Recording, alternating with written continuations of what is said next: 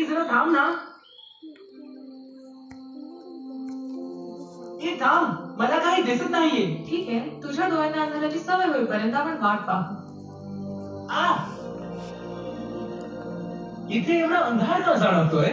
कारण आपण शहरातील चमकणाऱ्या दिव्यांमधून बागेतल्या अंधारात प्रवेश केला आहे. तुझ्या डोळ्यातील बाहुले अधिक प्रकाश डोळ्यात घेण्यासाठी हळूहळू उघडत आहे. थोडं थांब, मग तुला सगळं व्यवस्थित दिसेल. यामुळेच घुबडाचे डोळे मोठे असतात का, ज्याने ते रात्री बघू शकतील? हो, डोळ्याची बाहुली जितकी मोठी तितका प्रकाशात जास्त येतो आणि ते रात्रीचा शिकार करू शकतात. आपण ज्या दुर्बिणींमधून पाहणार आहोत ते याच प्रकारे काम करतात. आजचा किंवा काळ जितकी मोठी तितका जास्त प्रकाश दुर्बिणी आत घेतात. गेल्या वर्षी त्यांच्याकडे एवढी मोठी दुर्बीण होती की त्यामधून मला आकाशगंगा बघायला मिळाल्या. मित्रांनो, तुम्ही आलात हे पाहून मला खूप आनंद झाला. मी तुम्हाला शोधतच होते. मला दिसतंय की यावर्षी तू तुझी मोठी दुर्बीण आणली आहेस. हो, आणलीये मी.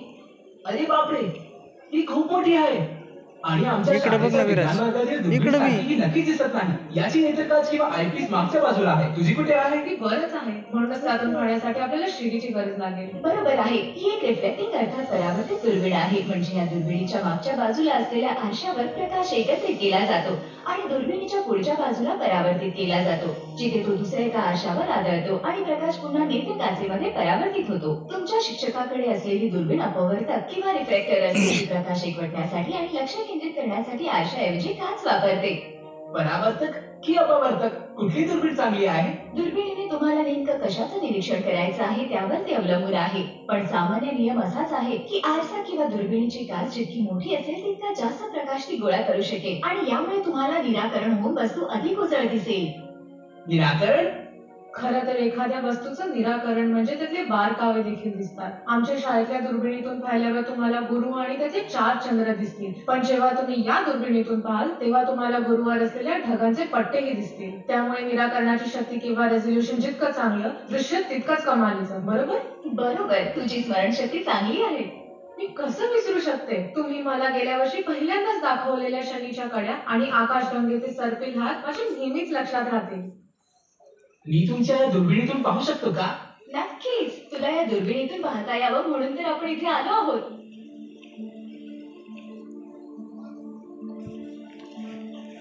वा, तो खरंच बृहस्पती आहे का? आणि ते दोन्ही बाजूला रांगेत असलेले तारे आहेत का? ते 4 गॅलिलिओचे चंद्र आहेत. आयो, कॅलिस्टो, युरोपा आणि गॅनिमेड. त्यांना गॅलिलिओचे चंद्र का बरं म्हणतात? 1610 मध्ये गॅलिलिओ नावाचा इटालियन गणितज्ञ या चंद्रांना दुर्बिणीतून पाहणारा पहिला व्यक्ती होता. खरं तर असं मानलं जातं की गॅलिलिओने आकाश पाहण्यासाठी दुर्बिणीचा प्रथम वापर केला होता. त्यांची निरीक्षणे नोंदवणारा तो नक्कीच पहिला इसम होता. गॅलिलिओने दुर्बिणीचा शोध लावला का? नाही, तुम्ही त्या डच व्यक्तीची गोष्ट सांगू शकाल का? हो नक्की, पण प्रथम दुर्बिणीच्या आधी परिस्थिती कशी होती हे मला तुझ्या मित्राला सांगू दे. दुर्बिणीचा शोध लागण्यापूर्वी पृथ्वी या विश्वाच्या केंद्रस्थानी आहे आणि सूर्य, चंद्र आणि ग्रह तिच्या भोवती फिरतात असं प्रत्येकाला वाटत असतं. ते लो ठेव रे विरू.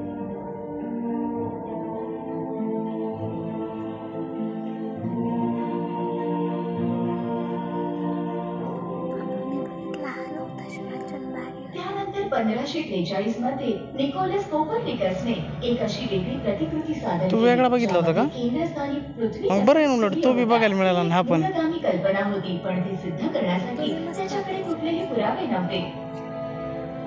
तो 5 वाजता होता ना. मग आपण 5 वाजेपर्यंत म्युझियम बघितलं असतं, 5 वाजता तो बघितला असता. आपल्याला काय माहिती वेगळं इथे. जवळपास 65 वर्षानंतर 1608 मध्ये हॅन्स स्लिपर हे नावाच्या एका डच माणसाने काचेचे 2 छोटे तुकडे घेऊन त्यांना एका नळीत बसवले आणि स्पाय ग्लास म्हणजे लहानशी दुर्बीण तयार केली. काही महिन्यानंतर गॅलिलिओने याबद्दल ऐकले आणि मग स्वतःची दुर्बीण बनवली. जानेवारी 1610 मध्ये एका निर्मळ संध्याकाळी त्याने हे बृहस्पतीकडे निर्देशित केले. दुर्बिणीच्या अरुंद दृश्यामुळे त्याला बृहस्पती शोधणं अवघड झालं, पण जेव्हा त्याने दुर्बिणीतून पाहिलं तेव्हा त्याला ग्रहाशेजारी 3 तारे दिसले. उजवीकडे 1 आणि ग्रहाच्या डावीकडे 2. त्याने अनेक रात्री प्रकाशाच्या या बिंदूंचे निरीक्षण केलं आणि त्यांची स्थिती रोज कशी बदलते याची नोंद केली. त्याला ठामपणे वाटलं की हे चंद्र पृथ्वीभोवती नाही तर बृहस्पती भोवती फिरत आहेत. हा निरीक्षणाचा पहिला पुरावा ठरला की आकाश पूर्वीच्या लोकांच्या कल्पनेपेक्षा खूप वेगळ्या पद्धतीने कार्य करतं. कोपर्निकसचा सिद्धांत जो असा सांगतो की आपण सूर्याभोवती प्रदक्षिणा घालतो, हा शेवटी गॅलिलिओच्या दुर्बिणीचा वापर करून सिद्ध झाला आणि ती विश्वाची नवीन खिडकी ठरली. आणि बृहस्पतीच्या चंद्रापेक्षा त्याने खूप जास्त पाहिलं. चंद्रावर डोंगर आहेत, सूर्यावर डाग आहेत आणि शुक्र आपल्या चंद्राप्रमाणेच टप्प्याटप्प्याने वेगवेगळ्या अवस्थेतून जातो हे ओळखण्यासाठी गॅलिलिओची दुर्बीण पुरेशी ठरली. त्याने त्यातून हे पाहिलं की आपली आकाशगंगा हजारो ताऱ्यांनी बनलेली आहे.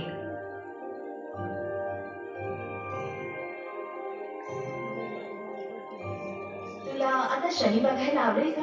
हो. थांब, मला एक मिनिट दे.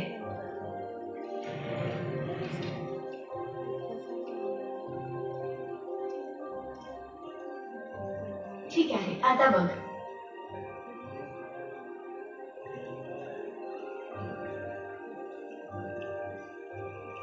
वा, हे खरं आहे का? हो, खरं आहे. गॅलिलिओने त्याच्या दुर्बिणीतून शनीला पाहिलं का?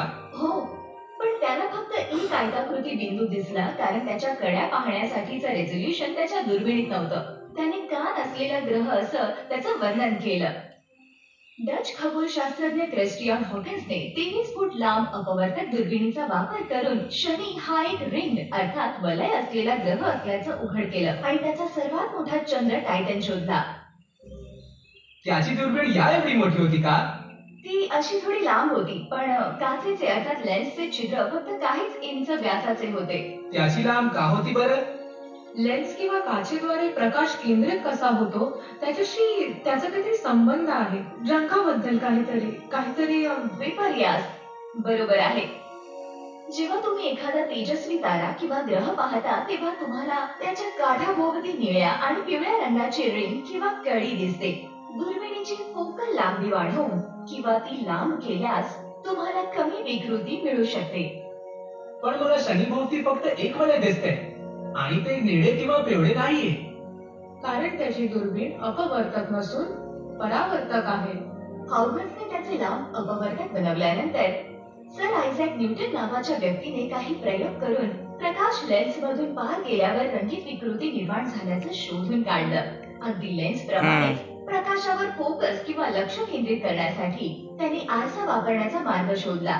पण रंगाच्या विकृतीशिवाय तुम्हाला आता काही खरे रंग पाहायचे आहेत का? हो. ठीक आहे, मी दुर्बीण इथे या एका सुंदर दृश्यावर स्थित करते. अल्बेनिया ए आणि बी दुहेरी बाजू असलेले म्हणजेच बायनरी तारा प्रणालीमध्ये हे दोन तारे अत्यंत जवळ दिसतात. किंबहुना तुमच्या डोळ्यांनी तुम्हाला तो आकाशात असलेला एकच तारा दिसतो. मला दोन तारे दिसतायत, पण ते एकाच रंगाचे नाही. एक निळा आहे आणि एक सोनेरी. याचं कारण असं की प्रत्येक ताऱ्याचं तापमान वेगळं असतं. मला ते गेल्या वर्षी समजलं. जर तुम्ही मेणबत्तीची ज्योत पाहिली तर तुम्हाला बातीजवळील ज्योत निळी तर वरच्या बाजूची ज्योत जवळजवळ लाल रंगाची दिसेल. प्रत्येक रंग ज्योतीच्या त्या वेळेच्या तापमानाशी संबंधित असतो. ज्योतीच्या वरचा लाल भाग गरम आहे तर निळा भाग त्याहून अधिक गरम आहे. पुन्हा बरोबर. आणि हे शोधण्यात देखील न्यूटनचा सहभाग होता. काचेच्या लेन्स मधून जाणारा प्रकाश तुम्हाला आठवला का, ज्यामुळे रंग विकृती निर्माण झाली? बरं, न्यूटनने त्रिकोणाकार लोलक अर्थात प्रिझम मधून प्रकाश पार नेला आणि इंद्रधनुष्याचे रंग वेगवेगळ्या तापमानांशी संबंधित असतात हे शोधून काढलं. इंद्रधनुष्याचा निळा भाग किंवा स्पेक्ट्रम त्यातील लाल रंगापेक्षा जास्त उदार असतो. न्यूटनने केवळ लेन्सच्या रूपात आरशाचा वापर करून आणि रंगाची विकृती दूर करून दुर्बीण कशी बनवायची हेच फक्त शोधून काढलं नाही, ते स्पेक्ट्रोस्कोपी नावाचा प्रकाशाच्या अभ्यासाची शाखाही सुरू केली. हे लाभलेले अनोखे शोध दररोज रात्री जगभरातील अनेक दुर्बिणींमध्ये वापरले जातात. अगदी लपावा आणि हवाई मधल्या 10 मीटर आरशाच्या दुर्बिणीमध्येही. 10 मीटर म्हणजे 30 फुटांपेक्षा अधिक. त्यांच्यापैकी एकातून पाहायला कसं वाटत असेल? खगोलशास्त्रज्ञ इतक्या मोठ्या दुर्बिणीतून बघत नाहीत. ते डिटेक्टर्स अर्थात शोधक नावाची उपकरणे वापरतात. केंद्रित केलेला प्रकाश डिटेक्टर्स आत घेतात आणि डिजिटल छायाचित्रामध्ये त्याचं चित्र बनवतात किंवा प्रकाशाला स्पेक्ट्रम मध्ये मोडतात. एक छायाचित्र आपल्याला एखाद्या वस्तूबद्दल बरंच काही सांगू शकतं, पण स्पेक्ट्रम हे न दिसणारं बरंच काही दाखवू शकतं. बघा, जेव्हा खगोलशास्त्रज्ञ ताऱ्यामधील स्पेक्ट्रमचा अभ्यास करतात तेव्हा ते त्याच्याबद्दल बरीच माहिती काढू शकतात. निरीक्षण केलेल्या स्पेक्ट्रमची प्रयोगशाळेत तयार केलेल्या स्पेक्ट्रमशी तुलना करून ते किती गरम आहे हे सांगू शकतात. ताऱ्याच्या वरच्या थरांमध्ये कोणते घटक आहेत तू बघितलंय ना तो शोधतात. पण. त्याचा मग स्पेक्ट्रम हा पण किती आहे ना. सरकला आहे यावरून ते ताऱ्याची स्पष्ट गती देखील पाहू शकतात. तुम्ही कधी पोलिसांच्या गाडीतून किंवा रुग्णवाहिकेतून जाताना तिच्या सायरनच्या पटीत झालेले बदल ऐकले आहे का? हो. तुम्ही जे ऐकलं त्याला डॉपलर इफेक्ट किंवा प्रभाव म्हणतात, ज्यामध्ये ध्वनी लहरी तुमच्याकडे येताच त्या संकुचित केल्या जातात आणि नंतर दूर गेल्यानंतर त्या ताणल्या जातात. हाच प्रभाव निरीक्षकाच्या दिशेने येणाऱ्या किंवा दूर जाणाऱ्या ताऱ्यांच्या स्पेक्ट्रममध्ये दिसून येतो. आकाशगंगामधील गती पाहण्यासाठी देखील हा प्रभाव वापरला जाऊ शकतो. आकाशगंगा? आपण आकाशगंगेतच राहतो ना? होय, त्याला दुग्ध मार्ग आकाशगंगा म्हणतात. पण तुम्हाला माहिती आहे का की आपल्याला याची जाणीव 100 वर्षांहूनही कमी काळापूर्वी झाली.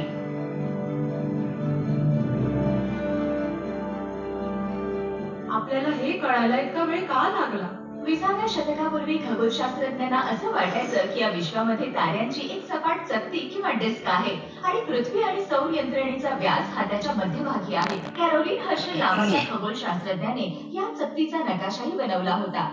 या काळातील दुर्बिणींमध्ये इतर आकाशगंगांमध्ये स्वतंत्र तारे पाहण्याची निराकरण शक्ती नसल्यामुळे प्रकाशाचे तुकडे, ज्याला ते स्पायरल नेब्युले किंवा सर्पिल तेजोमेघ म्हणायचे, ते या विशाल चकतीचे भाग आहेत असं त्यांना वाटायचं. माउंट विल्सनवर 100 इंच दुर्बीण जेव्हा बांधली गेली तेव्हा खगोलशास्त्रज्ञांना स्पायरल नेब्युले अर्थात सर्पिल तेजोमेघातील वैयक्तिक तारे पाहण्याची संधी मिळाली.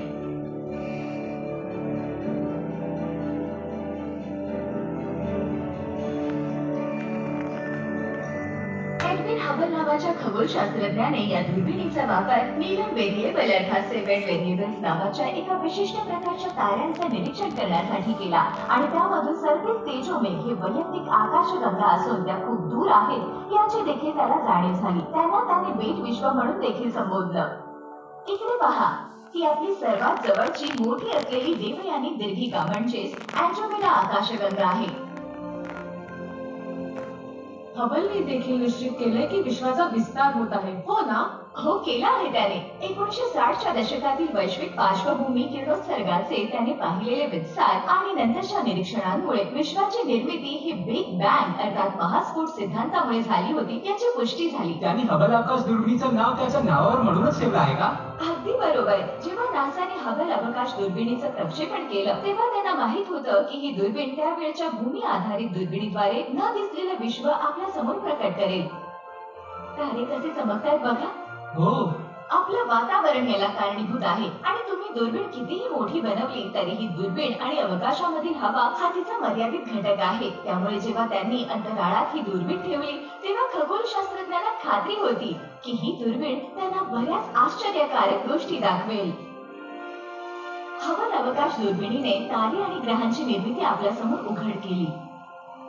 तारकीय मृत्यूचे भव्य अवशेष याने आपल्याला दाखवून दिला आहे की हे विश्व स्थिर नसून गतिमान आहे.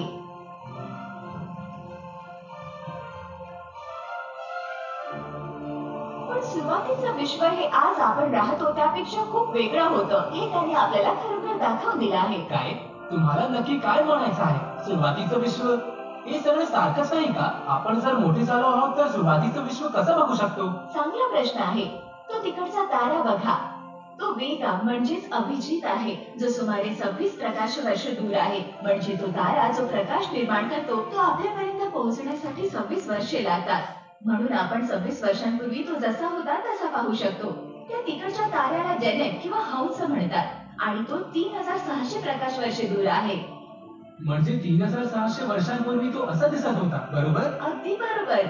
अँड्रोमेडा किंवा देवयानी दीर्घिकेचा प्रकाश किती जुना आहे? दशलक्ष वर्षांपेक्षा जास्त. त्यामुळे दुर्बीण हे केवळ एक ऑप्टिकल उपकरण नसून ते वेळेचे यंत्र म्हणूनही वापरले जाऊ शकते. हबलने जेव्हा अल्ट्रा डीप फील्ड नावाचं छायाचित्र घेतलं तेव्हा त्याने 13.5 अब्ज वर्षांहून अधिक काळ मागे वळून पाहिलं. आज आपण राहतो त्यापेक्षा खूप वेगळं विश्व या प्रतिमेने प्रकट केलं.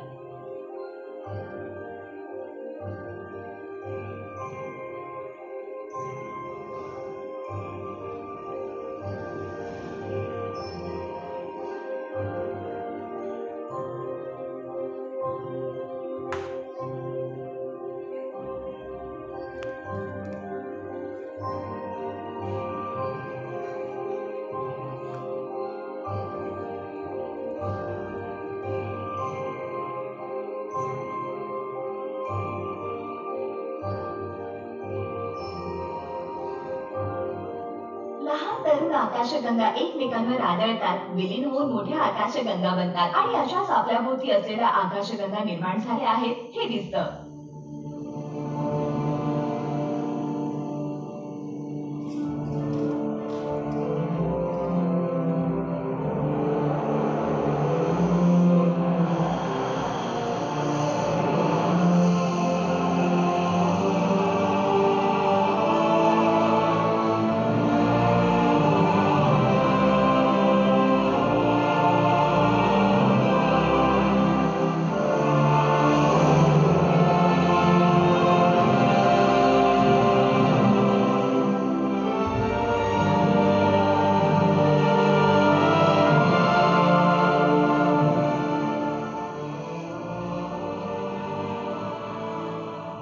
आता आपल्याकडे अंतराळ दुर्बिणी आहेत, मग ऍस्ट्रॉनॉमर्सना पृथ्वीवर दुर्बिणीची गरज नाही, बरोबर? अडॅप्टिव्ह ऑप्टिक्स नावाची प्रक्रिया त्यांनी विकसित केली नसती तर हे खरं ठरलं असतं.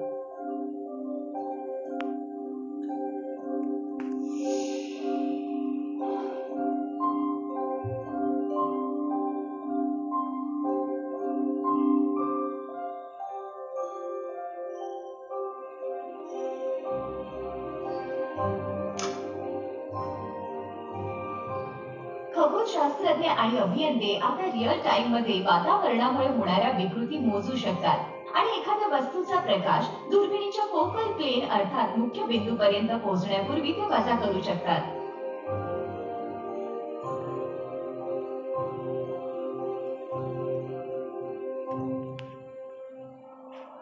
जगभरात कार्यरत असलेल्या मोठ्या छिद्र दुर्बिणी आता या तंत्रज्ञानामुळे हबल अवकाश दुर्बिणीच्या रेझोल्यूशनला टक्कर देऊ शकतात.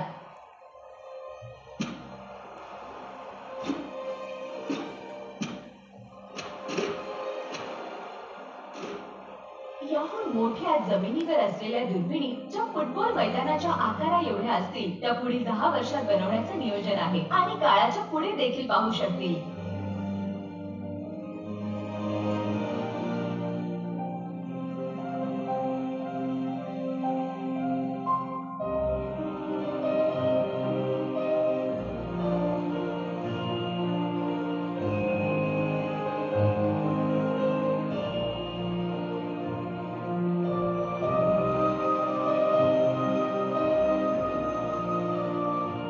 तुम्हाला काय वाटतं ते काय पाहू शकतील? नक्की माहित नाही, पण ती दुर्बीण वापरणारी पहिली खगोलशास्त्रज्ञ मला बनायचं आहे. तुमच्यासाठी कमाल आहे हे. खगोलशास्त्र हे खोडे आणि न सुटलेल्या रहस्यांनी भरलेलं आहे. विश्वाचा विस्तार वेगाने होत आहे. या अलीकडच्या शोधाला कशामुळे चालना मिळत आहे हे शोधण्यासाठी अजून बरेच काम आणि निरीक्षणे आवश्यक आहे. कृष्ण द्रव्य किंवा डार्क मॅटर आणि आकाशगंगा एकत्र ठेवणारे भौतिकशास्त्र हे आणखीन एक आहे. पण यामध्ये मला सर्वात जास्त आनंद देणारी गोष्ट म्हणजे इतर ताऱ्यांभोवती पृथ्वीसारख्या ग्रहांचं निरीक्षण करण्याची शक्ती आपल्या जवळ येत आहे आणि त्या ग्रहांवरील जीवनाचा शोध घेण्यास आपण सक्षम होऊ शकू. कदाचित आज गॅलिलिओ जितका प्रसिद्ध आहे तितकेच तुम्ही देखील व्हाल. काचेच्या 2 छोट्या तुकड्यांमुळे तो या स्वर्गीय विश्वाकडे वळला आणि त्याने मानवतेला शोध कार्याच्या प्रारंभिक प्रवासाला गती दिली.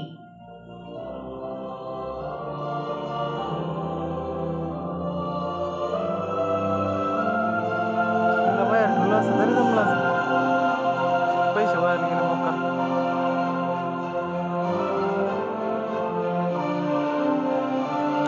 आकाशगंगा आहेत छोट्या छोट्या, इतक्या आकाशगंगा आहेत ती बधी गोल ते. हा